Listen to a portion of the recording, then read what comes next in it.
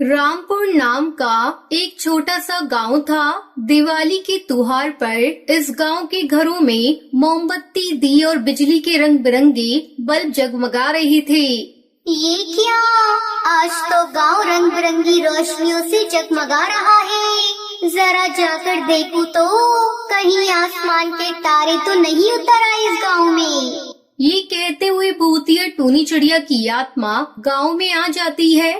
भाई, दिवाली भी सचमुच अनोखा त्योहार है। देखो ना, गांव कैसे जगमगा रहा है। मैं तो कहूँ कि दिवाली का त्योहार साल भर में नहीं बल्कि रोज मनाना चाहिए। हरी की ये बात सुनकर भूतिया चिड़िया की आत्मा गुस्से में कहती है, अरे, दिवाली के त्योहार पे इतनी जगमगाहट होती है, फिर तो मैं रोज दिवाली मनाऊंगी।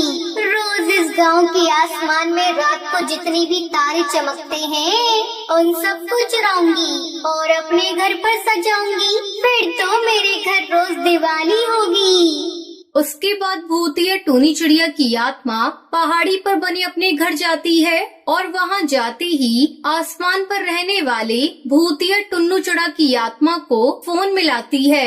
हेलो भैया।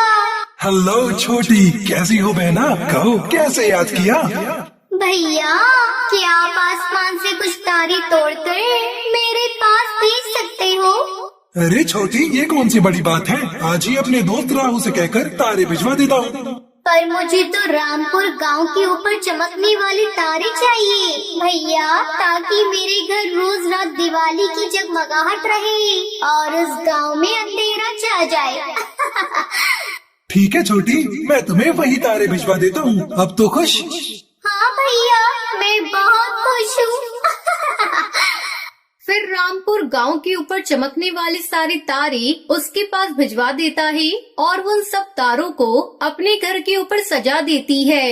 अरे देखो, मेरे घर में तो रोज रात दिवाली की जगमगाहट होती है और उधर रामपुर गांव के ऊपर अंधकार छाया है। बेचारा अकेला चांद ही चमक रहा है। इस घटना के बाद रामपुर गांव के पक्षियों का दुर्भाग्य शुरू हो जाता है। गांव में अनहोनी घटनाएं घटने लगती हैं।